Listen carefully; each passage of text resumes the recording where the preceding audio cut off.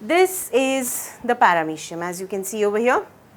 Simplest diagram, the one that you come across in your earlier classes, that is what I have used over here. Little bit stellar shape, contractile vacuole is present, lots and lots of cilia are present, pellicle is present. You draw cilia, this paramecium and euglena together, and you see that they have a pellicle that surrounds them. Food vacuoles responsible for ingestion of the food are present, anal pore for excretion is present, and buccal overture, you can just skip this. There is a macronucleus and micronucleus. Vestibulum is the oral groove through which the food vacuole takes up the food, and there is lots and lots of cytoplasm present inside the cell. This is the basic structure you have to keep in mind, and just to keep in mind, from the exam point of view and learning point of view, the syllabus is restricted to general characteristics only, and I guess this diagram is enough for understanding the general characteristics. First being that two nuclei are present, there is a food vacuole for ingestion, then there are contractile vacuoles which are present, pellicle is present, and the locomotory organ would be cilia. So these are the things that you have to remember about ciliates. Now what is this? This is something which causes sleeping sickness. Okay. Now this is a long flagella, and this is trypanosoma. These are the red blood cells that you can see. This is trypanosoma. This is a flagellate responsible for causing sleeping sickness. So before that, there is another grand old man of intestine. This is Giardia. Okay. So this is responsible for intestinal infection. These creepy organisms, they are present for giving you diseases, and because they are having flagella, as you saw just now, they are classified under zooflagellates. Okay. So what are the characteristics of zooflagellates that we have to see? They are the protozoans which move by means of a flagella. They have a flagella as their locomotory organ. Many of them are free living freshwater or marine organisms, and just now we saw that they are parasitic as well in humans.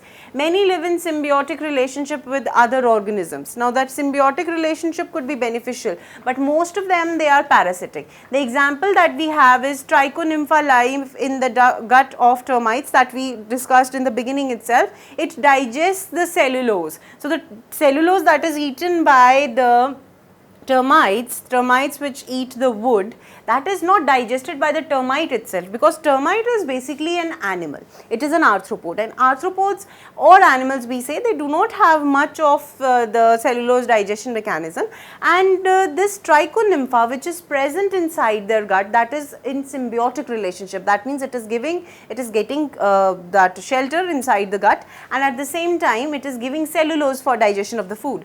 And some are parasites, as we have the trypanosoma which causes African sleeping sickness. One thing you have to remember, that it is transmitted by say fly. Okay. Now moving further, this is the most notorious sporozoan that we have, and this is one which causes malaria. This is the malarial parasite, and over here I am referring this Plasmodium. It could be Plasmodium malariae, it could be Plasmodium falciparum, it could be Plasmodium vivax, depending upon the species that it is, and this is the causative organism for the malaria. Now when I talk about malarial parasite, they are sporozoans, okay, which do not have, as you can see over here, earlier whichever picture we saw, we had a locomotory organelle present inside them. Over here we are not seeing any locomotory organelle. This is a heat graph, I guess, that has been used to depict the organism's body. And we come to the last classification of protozoa, that is sporozoans. Most not motile except the male gametes which would be formed by these sporozoans. The male gamete is usually whenever we talk about male gamete, it is you see, endowed with motility.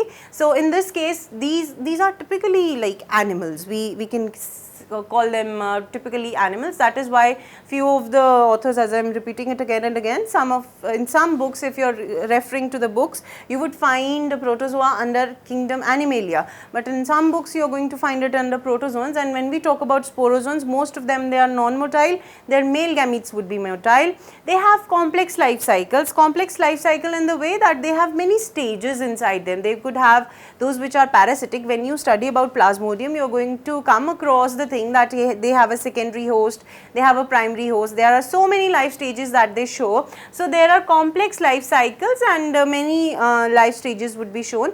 They produce sporozoites. As a result of sexual reproduction in these sporozoans, sporozoites are produced. So one thing you have to remember, whenever the term sporozoite would be used in case of Plasmodium, that is a result of sexual reproduction that has taken place in the sporozoans. Important in transmission of infections. We have been talking so much about malaria, so they would be important in transmission of infections. Most form oocysts. Now, what are oocysts? Oocysts, after the gametes are formed, the fusion, the fertilization that takes place, that leads to the formation of oocysts. Entire group is parasitic. How notorious? You can very well imagine. Most, not just most, all of the sporozoans are going to be parasitic. That means they are going to give some or other sort of harm to their host. And the examples that we have over here is Plasmodium. This SPP refers to any species, it could be any one, that is Toxoplasma, and then we have Cryptosporidium. These are the three examples if you can learn them, but do keep in mind that Plasmodium has to be learned by heart. So this is all about sporozoans, and with this we come to the end of Kingdom Protista. I hope you are quite clear by now that what Protista is all about, and also you have to keep in mind one thing, that these all are taxonomic misfits, and if you can just replay and try to recall the characteristics and learn them by heart, it would be the best and beneficial for you.